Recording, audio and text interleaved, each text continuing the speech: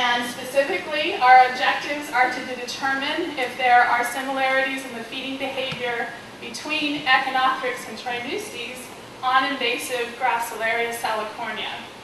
And we'd also like to know how much do these different urchin species consume of this invasive algae.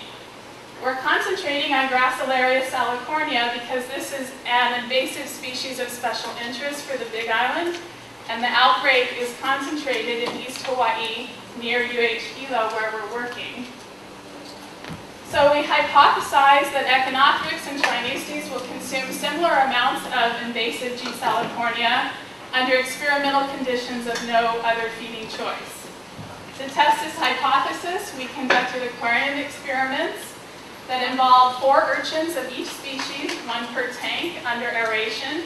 And each urchin was fed 50 grams of G. salicornia over the course of 1 week, and we measured the change in algae mass over the 1-week trial. And we replicated our trials 3 times.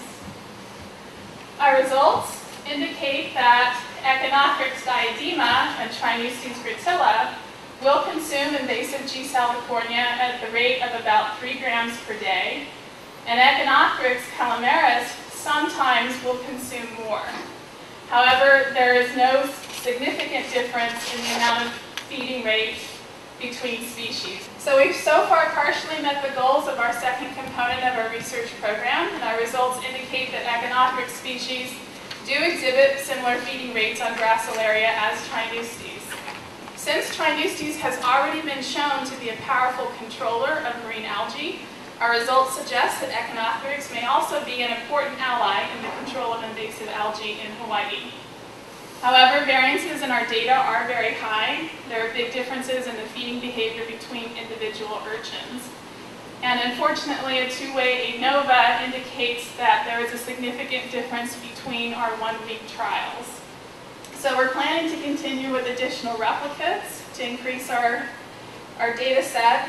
However, because there are seasonal differences in Gracilaria that could affect the palatability for the urchins, and our investigation, unfortunately, is limited to 1 year, we may not be able to overcome the confounding effects of temporal distance differences between replicates. So this is an ongoing area of research for us. And before I go on, I'd like to extend mahalos for the second component of our program, especially again to Mino and Camille, who conducted most of the feeding trials while I was in Panama. So they worked very, very hard on their own. And I'd like to thank PACRAC for use of their facility, and especially DAR and Dr. Bob Nishimoto and Cecile Walsh for valuable guidance and the loan of equipment.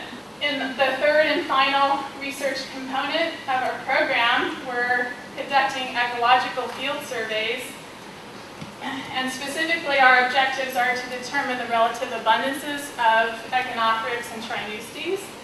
We'd like to find out if these urchins utilize the same small microhabitats on the reef, and we'd also like to see if there are correlations between urchin and algal populations. Our survey methodology consists of 50-meter transects that are run roughly parallel to shore, and we count urchins in a 2 by 5 meter strip transect, and we also collect data on microhabitat usage of urchins and size class. We're then quantifying the benthic characteristics using quarter square meter quadrats. There's 2 in each urchin strip. And that's done using a point intercept method. We've completed several dives, particularly at Lele'ili in East Hawaii, and we have some preliminary results.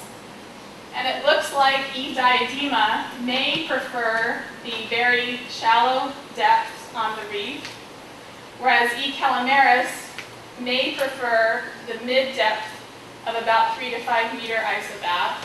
And similarly, Tripneustes gratilla seems to prefer the deeper habitats as well. However, these data are not significant yet. Presco-Wallace P of 0.06.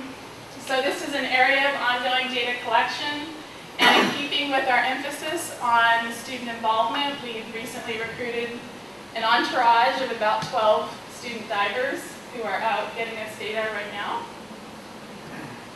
And I'd like to conclude with an update on our education and public outreach activities. This past April, we co-hosted an event called Ocean Day Hawaii at Packarack. And we were thrilled to have over 400 members of the community come to visit us and to learn more about ocean-related research. We had a booth that had some posters, and one of those posters is available here. And we had an activity for kids where they could build their own urchin out of craft supplies. And we were featured on the front page of our local paper along with Camille Nino the next day. So we also have a new website that has just been launched. You can reach the website at this address and click on Team Fauna. And I'm hoping to have more and more content available here in the coming weeks about basic urchin biology, ecology, and our research program. So my final mahalos go again to DAR and our UHH divers, especially our lead diver, Nate Olson. And I've been supported by a fellowship from the U.S. Environmental Protection Agency. I'll take any questions.